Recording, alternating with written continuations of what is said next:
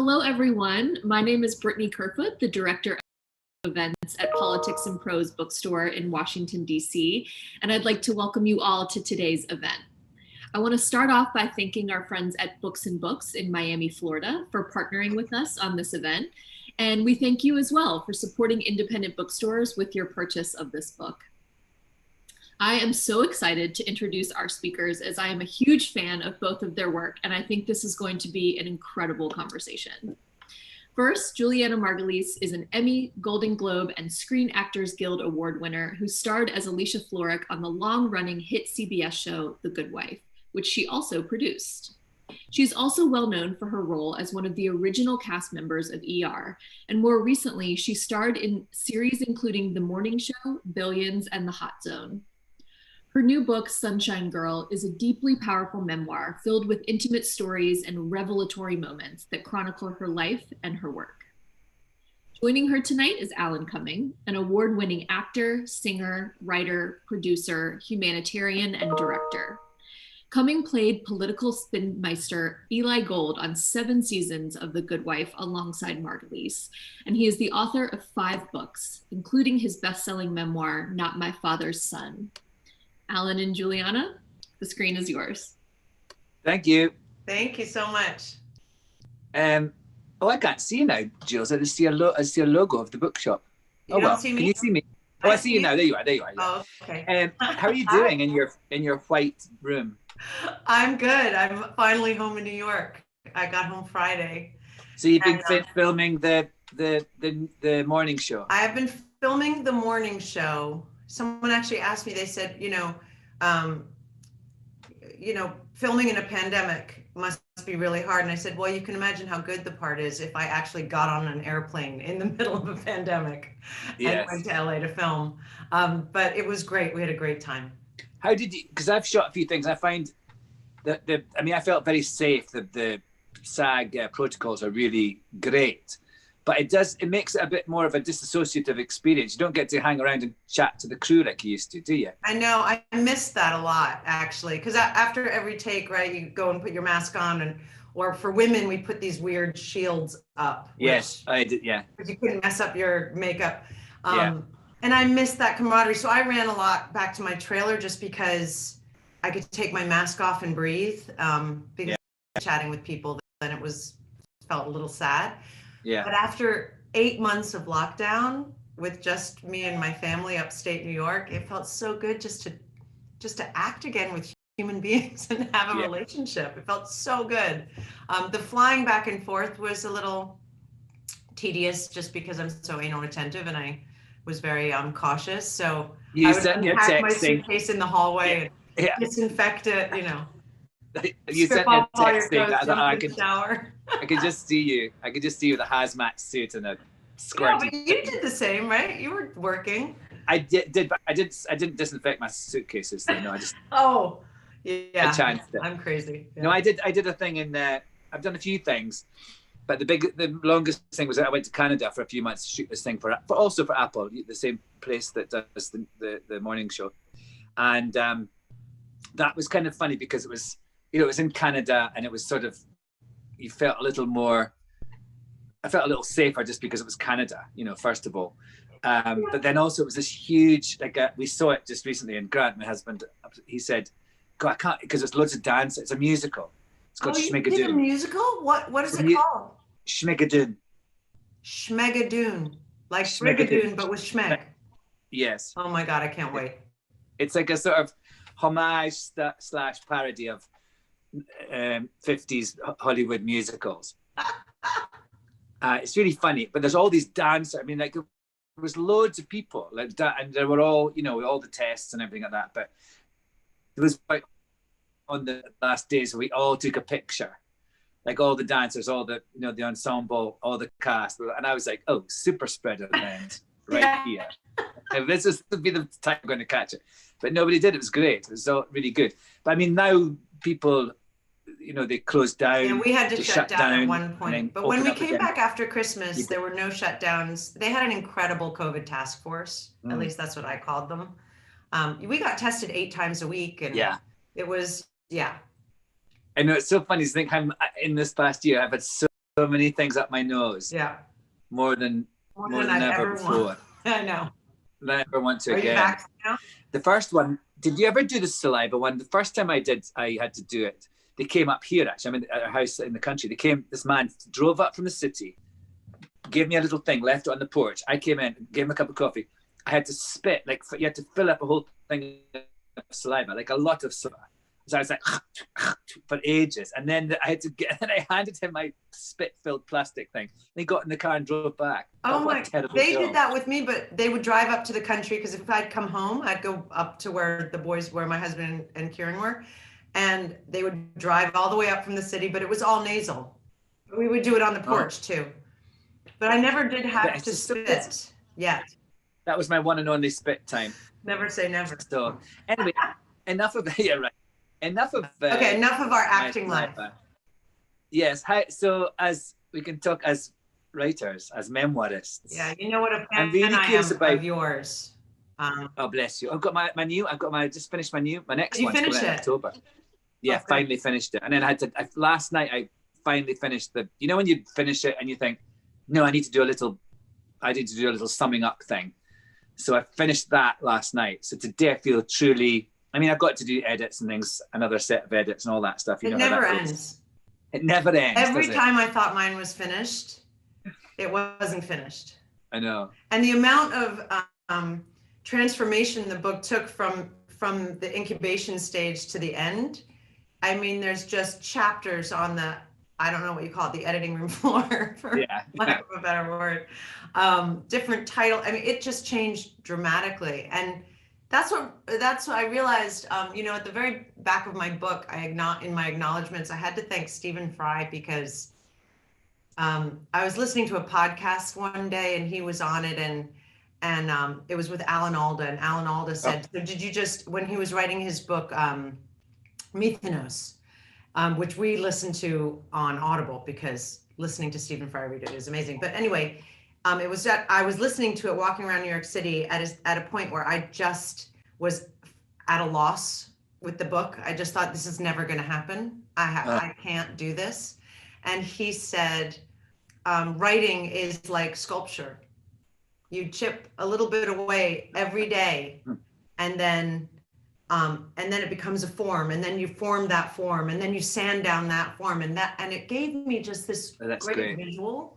Yeah. Just saying, just start with your hunk of clay and start chipping and stop thinking everything has to be perfect right now, because it won't be. Absolutely. And also I think you find, like in the books I've written, I think it's really interesting. You think you're writing it. You start off thinking, oh, this is what I'm doing, why I'm doing this, and this is what the book's about. And then you sort of, in the doing of it, you realize, oh, I'm doing it for this reason, and this is what it's about. Yes. And actually what I think is the stage you're coming into now is then when people engage with it. Oh, it's a little scary right now. Yeah, but it's exciting because you realize you realize why you've written it in another way as well. Right. That was really interesting because my editor sent me a review, and she said, "Wow, I never thought of this," which I hadn't either. And in the review at the end, it said, "This is actually also great for young adults who are going through a dramatic childhood with divorce." Wow. Yeah. Because it talks about my journey being able to somehow come to the other side of this very sort of tumultuous childhood with divorced parents. And I never intended while I was writing to think that young adults might actually gain something from this book. But when I read that review, I thought, oh God, why didn't I even think of that? That makes total sense. That was one of the things about the book that I was surprised by, actually, and loved it for that. But because I mean, it's so much about your childhood. I mean, it's kind of, I would say, like 2/3 about your childhood, adolescence, young life, and the last third about the rest of your life. Yeah. And I knew a wee bit about, we've known each other for years. I knew a wee bit about your family, but it was shocking to me. I kept texting you throughout it. You did. Oh my God. Yeah. Yes. I said on my thing I wrote for it, like, be prepared to gasp, because I gasped several times. I wonder if you intended it to be so much about your childhood, or did you find that was really what you wanted to talk about? So it's so interesting how it came about. No, originally I didn't intend for it to be so much about my childhood. You know, when we finished The Good Wife, Michael J. Fox and I you and I used to talk about this too, but Michael J. Fox and I had talked about it on set, about actually writing an actor's handbook, what they don't treat you in drama school, which is how to have set etiquette. Yes, I thought how to have sex. Yes, set etiquette, absolutely. We used to talk about it all the time. You come prepared, you come on time. You know, you're very professional and he's very professional, and as am I.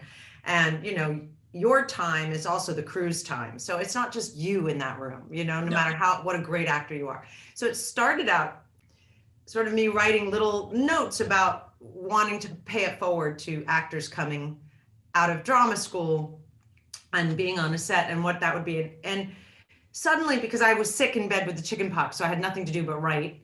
And I started writing this sort of guide to how to be on a set. And in it, I started weaving in my childhood somehow in these first 9 chapters. And I sent it to my agent because they had been asking me if I was interested in writing a book, at which point I said, not really.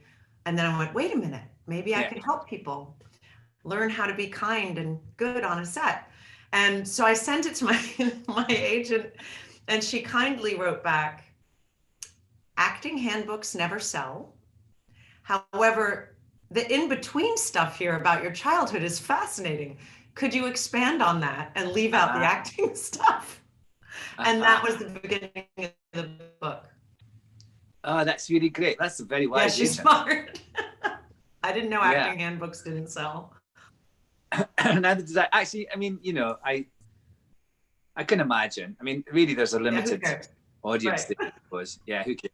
I mean, people like to know about sort of things when you work later. You know, they know who the people are involved. But I mean, I was really. I mean, you had such a nutty childhood of like sort of nomadic. Doesn't quite describe it. I mean, you're sort of shunted all over the place, and it's so interesting to me because you, to me, are like. You're a very organized, ordered person in your life, right?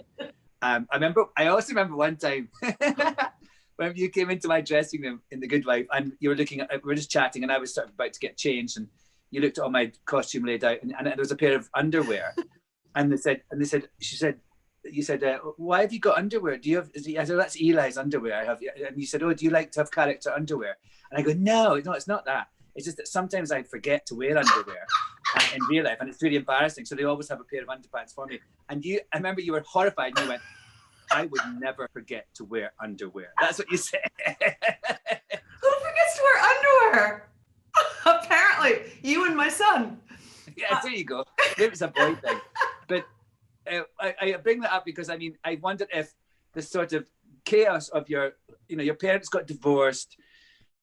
You lived mostly with your mum, and she had a series of younger boyfriends, and there was a lot of and you're going from one country to another. You're going from England, France, America. But I mean, it was very disorganized. It was very chaotic. It was very unstable in many ways. Yeah. And I wonder how much obviously we are the product of our past, but how much do you think, would you be this kind of person you are now and be very ordered, very organized person if you didn't have that childhood, do you think? Such a great question, because I think that's exactly why I am the way I am. I mean, I used to fantasize when I was a teenager what the inside of my refrigerator would look like. Or if like opening up a drawer, I wanted everything to have its place, because nothing ever had its place in my life. It was just chaos. And if I could control at least a drawer, I felt like I would be able to control my life. Yeah. Right. So it's order. Yeah. So 100%. I think it is exactly why I am the way I am. Although it's so interesting to me because my middle sister isn't like that. Right. And she and I grew up with my mother mostly. My eldest sister is very much like me with organization, and having everything. So maybe perfect. You did it for her then. You were the kind of the organized person. Maybe, but I do I just respond better to life if my life is organized. Yeah. And by the way, I laugh at myself when I mean, just this morning, Kieran's finally going to school on time, going to in-person school, and there's no buses, and we had to get the Uber, and I had to walk the dog, and I had to make sure that blah, blah, blah. And while I'm thinking of all these things and getting breakfast, I'm making my bed. And I thought, so if anyone walked in here right now, they would think you're a crazy person. But I know when I come back from walking the dog and getting Kieran in the Uber and blah, blah, blah, and the bed's made, for me, I'm going to feel better. I think that's the thing, isn't it? So you to do what makes you work. I mean, I'm really intrigued about. I was just thinking about how Grant is much more. Who's my husband? You know that, but I know that well. But he's much more like you. He's much more, well, not ordered in that way, but he's sort of more of a worrier and kind of like things like that. Yeah. I'm more scattered. We're both kind of quite organized in our own way. We're not, but like I'm quite more scattered and don't lock the doors and leave, things like that, things that kind of horrify him.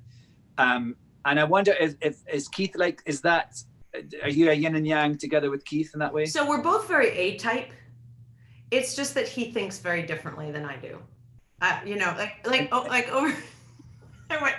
lockdown, I was the one doing the grocery shopping, right? We were told just one family member. So I was doing the shopping, and also he doesn't cook. So I was doing the shopping and the cooking and the cleaning and finishing my book and recording a thing for PBS, and trying to juggle it all and all of that. And then the day would come once a week where I would wash and iron our sheets.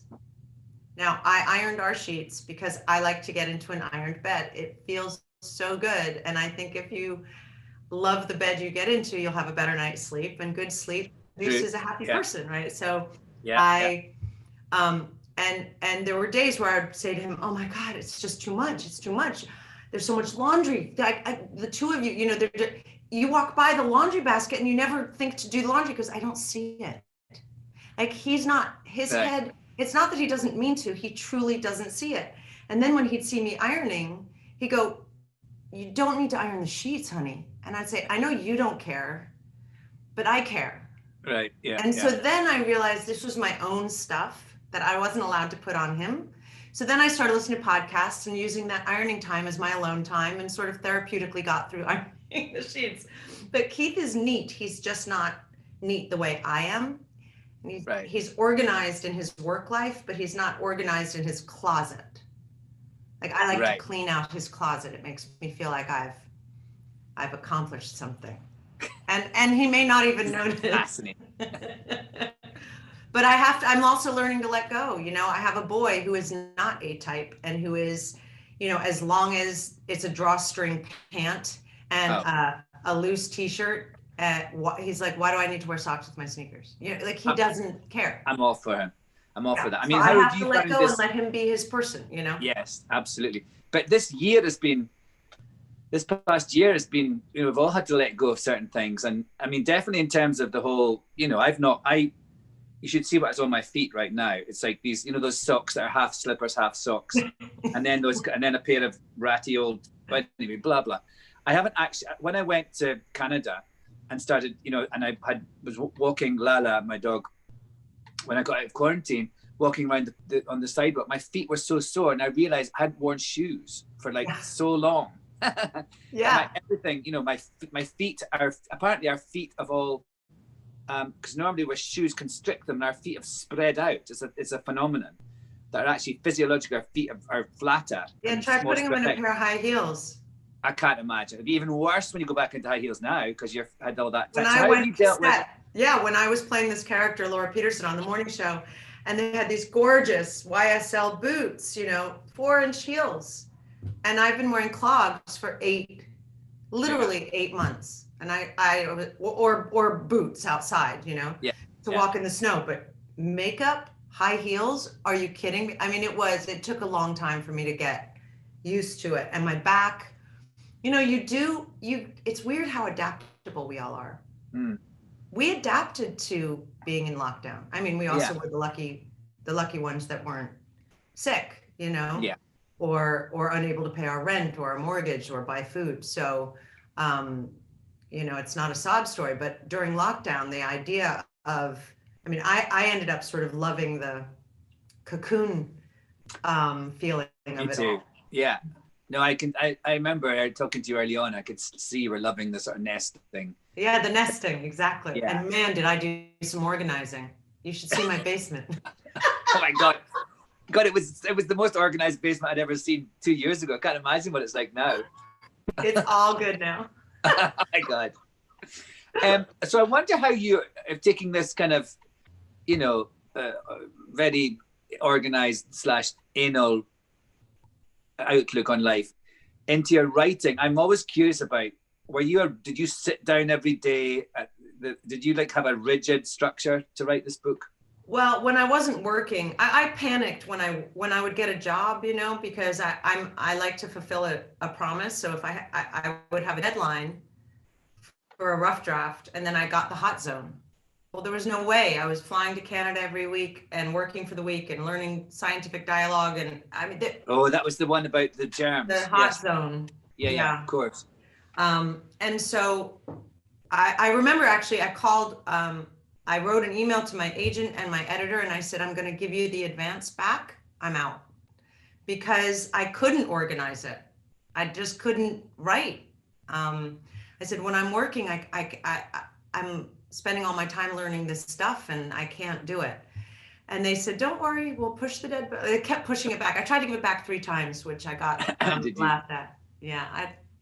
And then once I was home, I loved the routine, or at least I tried to do this routine of once Keith and this is all pre-pandemic, once Keith and Kieran were out of the house, I would come into my office, shut the door, and sit down with my cup of tea. I always lit a candle, and I would just start writing. And even if I had nothing to say, I would write, I have nothing to say. And once I would write that, then things would start coming. And when I got into a routine of it, at least 2 hours every morning, I found that it would come easier and easier and easier. Right.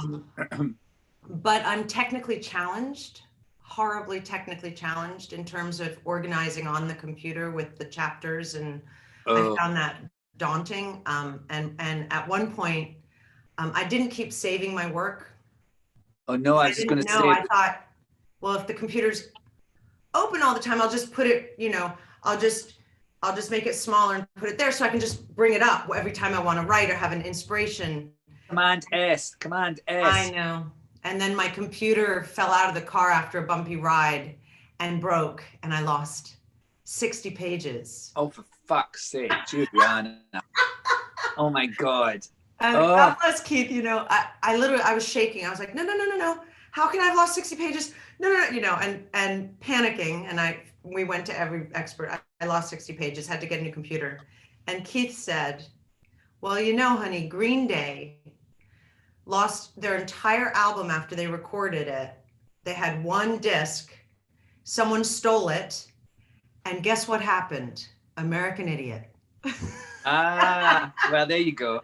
And I was like, well, I'm not quite Green Day, but I had to just like, and that was my writer's passage, right? So that it was, even when I get up to go to the bathroom, save. But once, there were days where I got into it so much and loved it so much that I would be sitting at my desk for 4 hours wondering why my stomach hurt and realized I hadn't peed in 4 hours, you know, that I had to just go to the bathroom. And then there were days where I'd sit there staring at the screen going, I've got nothing. Yeah. Like there's nothing. It's also it's funny when you write about yourself as well, because it's not like there's not the same sort of sense of structure. You have to, like, you know, you're inventing it as you go along in a way. And I think that's always a hard, I mean, I actually, the next book I want to write fiction again, because I think I'd like to like not have to delve into myself to find the book. Talking of which, it makes you feel very vulnerable. Sorry? Yes, that's exactly what I was going to say, that you are very frank and open in this book. There's several things that are really upsetting about your family and very you're very, but you do it with such kindness as well, which I think that's, you make it very clear what was going on, but you're also very good about giving everyone's point of view. How has that been for your family? They've obviously presumably all read it, and it's been really interesting. I mean, I wish my father was still alive, because I would love to get his take on it, especially because he was a writer. My mother loved it.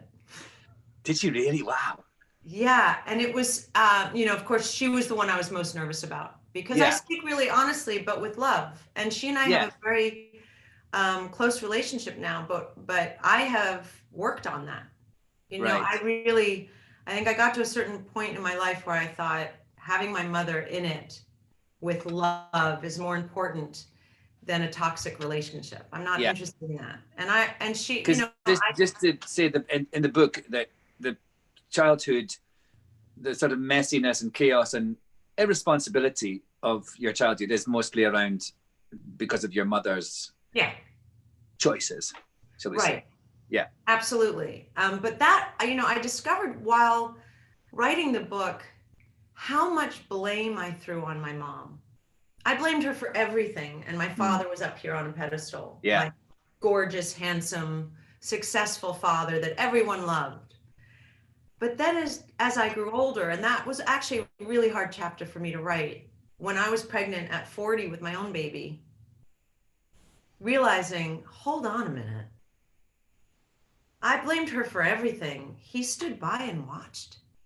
Where was he in this? Jules, that was the most heartbreaking part for me. There's a part where you call up your dad and you say to him, there's this stuff going on with your mom and the boyfriend and all sorts of things, and you put the phone down and you realize he didn't say. He said, "Here's the options. You can either go and..." This was when I was 15, and you can go to boarding school, right? And no options were to come and live with him. Yeah. Broke my heart. Yeah. Broke my heart. And I always knew that you played. I could, from because your dad died a few years ago, and I remember you talking about him before he died. And I remember how devastated you were, and then how you've kind of, you continued his legacy by doing that book that Grant illustrated. And I could see that you always kind of placed him in this sort of elevated way. And so I wonder what it was like to discover those things, or to feel that way, and where is he now in your head? Well, that was probably the hardest thing I ever did, was to confront him later in life about his negligence, actually, because that's what it was. It was very hard because my father was so loving and always wrote letters to his 3 girls separately, and always made every Christmas and summer fun. I saw him twice a year, So it was very difficult to call him out on his shortcomings and his responsibilities. And I wrote this in the book, I think being pregnant and my hormones were just everywhere gave me the courage to do it. I just didn't care. Right. I don't know, had I not felt that hormonal or that protective of something I hadn't even met yet, if I would have had the guts to do it. But I found it really healing, his response.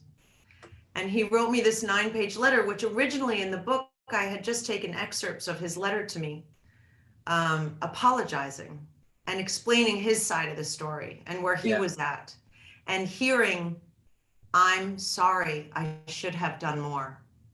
When I read that, in that letter he wrote me, I felt like I was finally acknowledged. Right. And I didn't want to harbor any more resentment. That wasn't going to get me anywhere. And I think that's a lot of what this book is about too, is like, when you become an adult, you get the opportunity to change your narrative. You don't have to hang on to these things that devastate you, that rip you apart, that make you react weirdly to relationships with other people. right? So all that, the father issues, the mother issues, you always hear, oh, don't get involved with a guy who's got mother issues, like all, well, it's true. There's something about it that is incredibly cathartic in finding out, oh, I'm an adult now, and actually I don't have to travel that path anymore. I can change that. And so, for me, it was incredibly healing. I mean, I got to do it with my mother a lot younger. At 23, I demanded an apology from her about putting me in a situation living with that 21-year-old boyfriend when I was 15. And it took her a year, but we did it. We did the hard work and I got it. I never at 23 would have been able to demand that of my father. I wasn't there yet. Right. It's interesting you said that thing about how your book will help young adults, because actually I was just thinking that they could recognize, the bulk of the book, the story of what you were going through and growing up and everything, but then also they can see, one generation on, I suppose, how you can then change your life, because that's what's also very important, is when you're in a situation like that, when you're young, you sort of think there's no way out, there's never going to be right. You had some brutal parts of your childhood in your book. Don't you wish someone had said to you when you were little, this is only for this much of your life, this is not the rest of your life? Yeah. Because if someone had said that to me, it wouldn't have felt so huge, and I wouldn't have felt so helpless. Yeah. But also, the thing that my new book's about is about how, what happens to you. You live with it all the time. There's this sort of thing that I felt after I wrote Not My Father's Son. I read all these things, oh, Alan has triumphed, Alan has conquered his path, Alan has overcome. And actually, why I wanted to do this book was to say, no, you manage it. You manage it, and you grow and you learn, but it's always with you. Those things are always with you. What happened to you is always going to be a part of who you are, and you've just got to keep it in check, and you've got to make it work for you, and you've got to sort of manage it. But I think what's really amazing in your book is you go on to detail quite elaborately a relationship that has obviously got to do, your first sort of long-term relationship with a man, that has obviously got a lot to do with your feelings of needing to hang on to home and security and a core, even when it's glaringly obvious to everyone reading it anyway, and probably I'm sure a lot of people around you at the time, that it wasn't a very good situation. So, and that's another part of the book that is very good, is very educational for people, that you see you doing that before you kind of come out the other side. And it is an amazing thing to be able to look at it from afar and see it so clearly, what I was doing. Yeah. I mean, in essence, and it's why I don't name him, because it's not about him. It was about my response to a relationship. Absolutely. Yeah. And this book, for anyone wanting to read a tell-all, is not. I was not interested in that. What I was interested in was the journey to. And when I look back at that relationship, I see so clearly after therapy. Listen, I went to therapy and I worked on it and I tried to figure it all out. But that even though it wasn't my mother, so much about him was my mother. Yeah. Uncertainty, instability, constant mood fluctuations. That's what I knew. So I was good at I like to be sort of hovering, where am I going to go? Up, down, up, down. Oh, let me try and stay stable. Rather than when I finally got off that trip, it was like, oh my God, this feels so good. Why did you go round to his house and kind of like when he sort of almost break into his house to do his laundry and things? Wait, what? Didn't you go? Isn't there a bit in the book where you go round to his house and do his housework when he's not there? I don't. No, did I imagine that? I don't think so. But you used to look after him. I mean, you used to mum him. Oh yeah. It was all me taking care of. I remember once too, and this isn't in the book, but I remember once when he said, one day we're gonna, when we get married and have kids, and I remember saying, that's never gonna happen.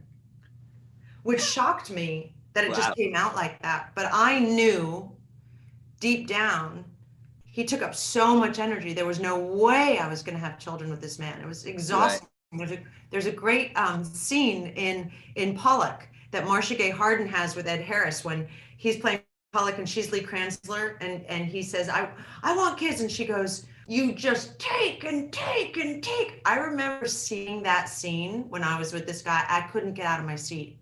I was paralyzed. I was like, oh my God, that's how I feel. He just takes and takes. And she did it. And I remember walking out of that movie theater going, she is going to win the Oscar for that scene. It was unbelievable. And she said it for me, you know? Yes. But that's how I felt in that relationship, only I didn't have the tools to leave it. What was it that changed you then? What was it was it just working things out slowly, or was there an incident that kind of was a turning point for you? Yeah, there were a couple of incidents, and it took me, I had been trying to leave that relationship for 5 years, slowly. And then things would happen where I'd say, I'm leaving, and then the dog would die, or, you know, something would happen where I'd get pulled back in or feel bad.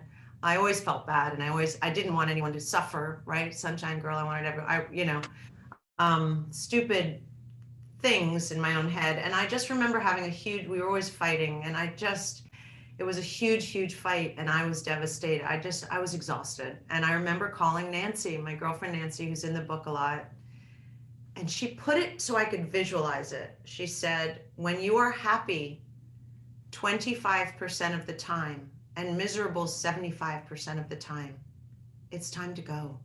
Right. And that was a lightning bolt moment for me. I never thought of it in those terms. She goes, if it was the other way around, it's worth fighting for, right? If you're happy 75% of the time and 25% of the time it's kind of shitty, try and work it out. Yeah. But this wasn't that. And that was the beginning of it was a lightning bolt moment. I think that's really interesting. I was thinking that thing about, you know, you try and deal with things with kindness. And my mum always said, you know, kindness doesn't cost anything. And I think there's no situation. It's like working on set, like working as an actor, that you see people failing in the workplace because of the way they engage and just not making a good environment for people. And actually, you know, if you were just nice and kind, you could be firm and strong. But actually, I think there's no situation that is works out better than with kindness. And then sometimes the kindest thing to do is for you to walk away. Right. And that's sort of a lesson that I think took me a long time to learn. Oh my God. It took me a long time too long.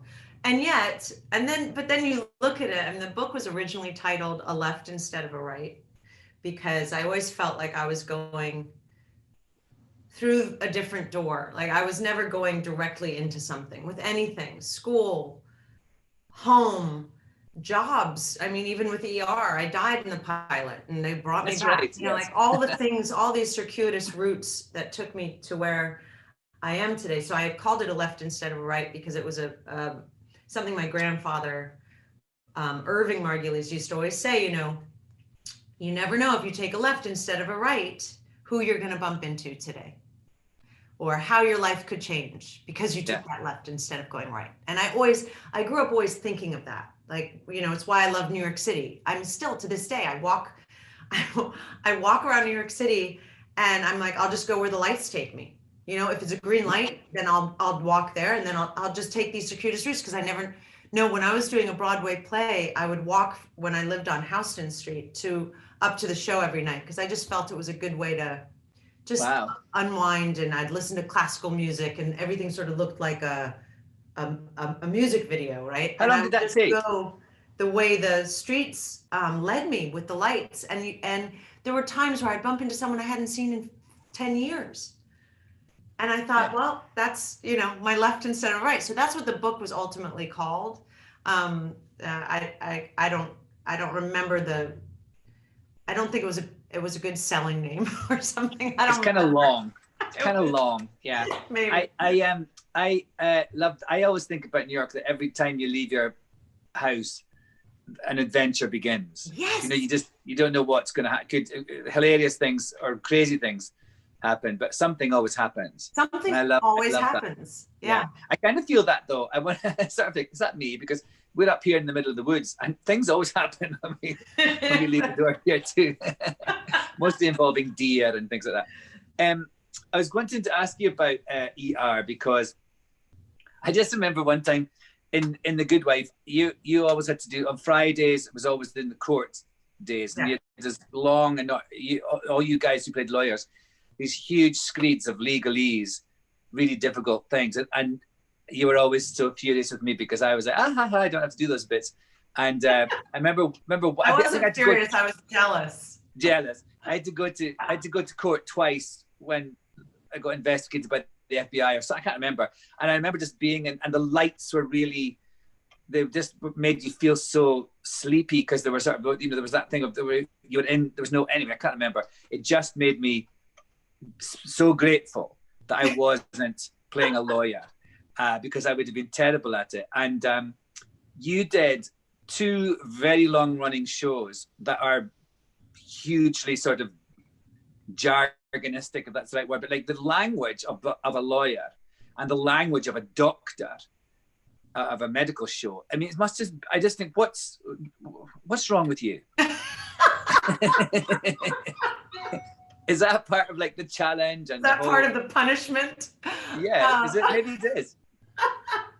Yeah, I mean, it's just a happy coincidence. And I'll tell you this, ER was incredible training for me because it wasn't just the dialogue, the medical dialogue. I do find legal dialogue easier only because I can understand it.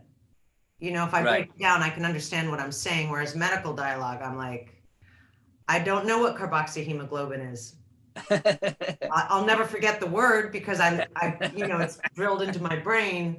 Because of course, when the camera comes up at you last, like ER, what was so incredible about ER was that the 7th character in the first season, there was only 6 of us, and we always said the 7th character was the camera, was the steady. Oh, those Steadicam shots, yeah. And if you were the last person in a 7-page oneer where the camera's just following and you're the last person to speak and your line is carboxyhemoglobin and you get it wrong, you just want to kill yourself because it's like, ow, and you do it again and again and again. But it was a great training ground, disciplinary, and also just understanding camera and understanding what it really means to be part of a team, you know? Absolutely. Because without the crew, without my fellow castmates, without that camera, we're nothing. Yeah. So it was great training. And I'll tell you this, I think it's why I have loved doing the morning show so much, because there was no scientific, legal or so what you're a morning show presenter. I'm a journalist. Yeah. I mean, because so you're doing and coming up. I'm going to take a break. Well, she's a person who she's been doing this she has her own 1-hour show, news show at night. She's like a Diane Sawyer kind of like network's prized possession. And she's called in to do the morning show because I can't say anything else. Okay. But anyway, I found with legal speak, once you got it, this is how I would look at it every night. And it was exhausting and I don't know how I did it, but I would look at a summation. And I remember Keith, I got into bed with my script and he goes, "Oh, honey, don't bring your work to bed with you." And I looked at him, I was like, "Honey, you're married to an actress. Like this is going to be in my hands every night before." I'm thinking about it whilst we're having sex. Like I would try and sleep with it on my head, hoping it would just go into my brain. But I would look at it like an Olympian. I think, well, what do Olympian athletes do in their training? It's so intense, right? Just before the Olympics. It's just everything's so intense. And I would think, this is your Olympics. Learn it. And I would just read it, and I would write them. I used to write all my lines down when I had a big summation, because when you don't have someone to banter back with, it's actually harder to memorize, because usually I would memorize from my cues. Yeah. But when I did get it, and when I knew it inside and out, nothing made me more excited. Yeah. Than walking in front of that jury and giving a summation, because the writing was so good. Yes. And you totally. Most lawyers, right? they're actors, those guys. Absolutely. Those trial lawyers are actors. Yeah. There's their audience.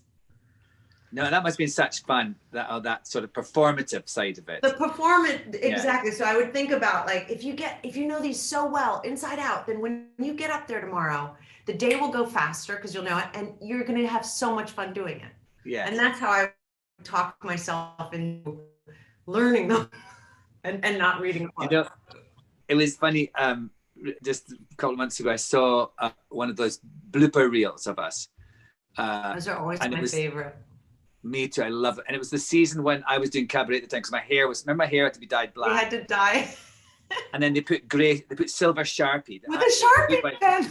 Put Sharpie in my hair. And so I was totally high for the entire season because I had just fumes of Sharpie. Every take we went to, they've got touch-ups. I remember that. Sharpie. So, but it's that season, and there's something so crazy about it because I've got more eyeliner on than all the girls on set because I was, doing cabaret at night, and I've got crazy hair, and it's just full of us, just making mistakes. But I mean, that's obviously what a blooper reel is. But it made me remember what an absolute laugh it was, because I guess by that time we were really in our stride. Yeah. So you weren't sort of stressed about it all. It was just actually it was a really lovely sort of feeling to see all that again. Talking of which, about performative things, are you getting to go on an actual book tour? I suppose you're not, are you? You're not going to places and do... With COVID, so some of it can be, but not with, like, I'm doing the Symphony Space with John Benjamin Hickey. That'd be nice. On May 20th. But I'm not sure who's going to be in the audience, or if they're sort of 6 feet apart, or I don't know how that's going to be. Most things are virtual. But now, like, I'm doing all the shows that I can go in person because they just test you. I'm vaccinated now, but they test you for COVID and whatever. And you can, so Seth Meyers, I can do live. Jimmy Kimmel, I'm doing live. CBS with Gayle King, I'm doing live and stuff like that. But I don't think I can sit at Barnes & Noble or an independent bookstore now. You can't, people signing at it. Do you know Margaret Atwood? Yeah. She did this, she invented this thing years ago. And I remember at the time I thought, for Christ's sakes, Margaret Atwood, it's like a thing where she sits at home and then there's people come to a store and they see her on a screen and she sits at home and they put their book like this and she signs it like on a pad in her house and it writes onto the book. So it's like a virtual signing, but it is actually, people do actually go into the bookshop. It gets onto the actual pages of the book? Yes, I don't know how. I mean, she invented it, or she collaborated with the inventors. So it's like she was way ahead of it. Everybody, that's way ahead. What Random House Ballantine Books did was they sent me 4,000 tip sheets. Oh God, I hate those. And I sat and signed 4,000, and that'll get printed in. So I think it's already out. Yeah. But, yes. So I had to do that, and I think come summer when things are warmer, like I know upstate New York, I'm going to do some local things because I want to support the local bookstores, and those things we can actually be outside. Yes, that'll be good. Yeah. So, but it is different. I mean, in a strange way, I'm a little bit bummed because I really wanted to go and see different parts of this country and go to little independent bookstores and do all of that. And especially Nashville. I've never been to Nashville, and I know that Ann Patchett owns a bookstore there, and I'm such a fan of hers, and I thought it would be so fun to go. But listen, what the difference between, I think, books and publicity that you do for TV is books seem to have a much longer life in many ways. So I think it's when I've done books, you get to engage with people from how you engage as an actor. As an actor, outside the stage door or at a sort of quite a frenzied event, premiere or something. Yeah. And so actually in this way that people are calmer because you're just there. You've come, you're going to sign the thing, and you get to chat to them in a way that's really kind of calm, and I really enjoyed that. But the other thing is about how, you for every day still on Instagram or Twitter. Those are my two social media things of choice. I get people talk to me about Not My Father's Son mostly, but other books as well. That there's this thing that people, of course, it's not like a film when it comes out and everybody sees it and then it dies away. Right. Books kind of get passed. Yeah, books get passed to other people. Yeah. People, store it in their Audible thing and do it. So it's got a much slower fuller sort of life. And I love that about it. And so for years, people will be coming up to you to talk about things in this book. And I think that's a really lovely thing to look forward From to. your lips to God's ears, Alan Cumming. Juliana, I want to just talk about your room. It looks so beautiful. Is this in your? This is in the city. This is the office we have in the city, and all the stuff back there is closets with lights in them. And like clothes in them, Oh or no, it's all officey things? officey things. Let's have a look. Oh my God! Wow, that I haven't been here for a while, so it's not as organized as I'd like. What? I even have. You can't see it here, but I have a wrapping drawer. It just has wrapping paper in the bottom, and then it has this rolling shelf, and there's the tape and the scissors and all the ribbons. It's like I know it's crazy. And then those drawers are all full of. It's not. My husband's been using this since I've been in LA. To get in there, girl. You got in there and get I started. have to get in there. But I am impressed. He's kept it relatively. I mean, all the bookshelves and everything on this side, which you can't see there. But one thing that's nice about this, actually, I was writing my book in here. Let's see if you can. So the wallpaper I did is linen, so you can actually put pins in.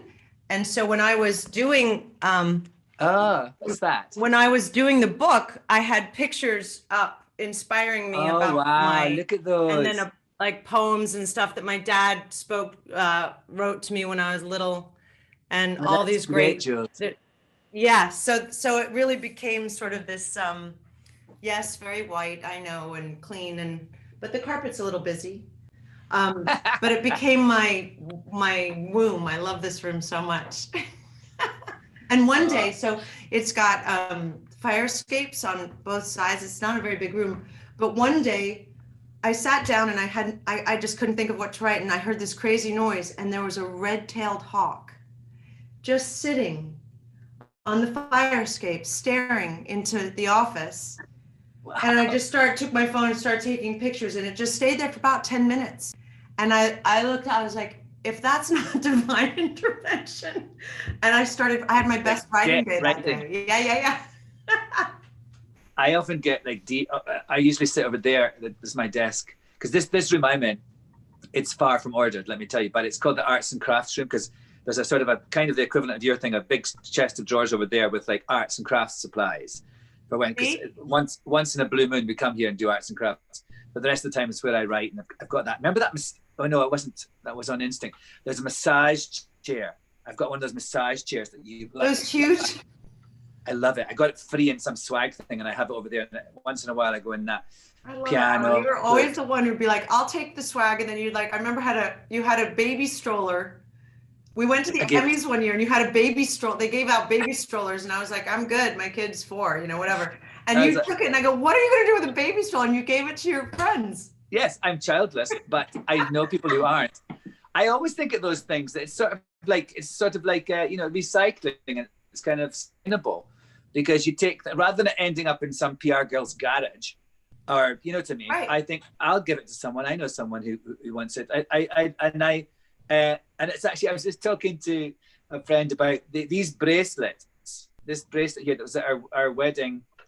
That's our wedding ring, and I wore it. I always wear it because I'm so afraid of losing it, because it was like you sometimes get bracelets, a bunch of them together like that. It was in a swag thing, and I gave them to someone I couldn't remember, and then Grant and I wore them as our sort of boyfriend bracelets, and then when we got married, we just swapped them, and then I lost mine on a film or something, and blah blah. And I thought, oh, which friend is it that I gave those things to? I've got to get one. So we managed to track her down, and now she said she holds 3 of them. She's got 3 left. So I've got 3 more lives to live. So I always look at all that swag stuff as just it's clutter to me. That's how I see it. I'm like, oh, it's too much stuff. Well, I can understand, yes, but you have to have a re-gifting center, Jules. That's what I do. I know. I usually do re-gift a lot, but it just has to be small so I can have a place to put it first. But yeah, actually, no, I need clean spaces. I remember Mariska came to my apartment when I lived on Houston Street when I first had Kieran. She came to visit Kieran, and she walked around the apartment and she goes, "Where's your stuff?" Like she said, "I don't understand. I like a simpler tableau." You're kind of Japanese in that way. Yeah. Well, yeah. I mean, and also in New York City is so chaotic that my apartment needs to feel sort of calm. Upstate in the country, it's a different thing. Right. Are you still playing tennis? Yes. Not well, Alan, but I try. And Keith is looking forward to you and Grant coming this summer and having that was really fun. I'll bring proper footwear this time. I remember we played tennis for like 3 hours straight. You wore your Crocs. Yeah. And it was the hottest day, and it was me and Bill against you and Grant. That's right. And you were in Crocs. Yeah. That was crazy. I know. I felt it the next day, I tell you. All right, my darling. Well, this book is so good. I was so moved by it, and just thought your work in it as a writer is so, like, as I said in the thing, like it's clear and compassionate and kind as the characters you make, and sort of really insightful as well. I just think it's such a great book, and you should be so proud of yourself. And I hope you have all the success in the world with it. Alan, I can't thank you enough. I can't thank you for reading it, for taking the time to do this interview, and for truly the words that you wrote on the back of the book. It's my pleasure. Friend, my dear. I love you, and I love you so much. Thank you, Ethan, Kieran. I'll see you. We're having dinner soon. Yeah, we are. I won't say the date. No, don't. I won't. Oh, bye. All right. Take care. You too, honey. Bye.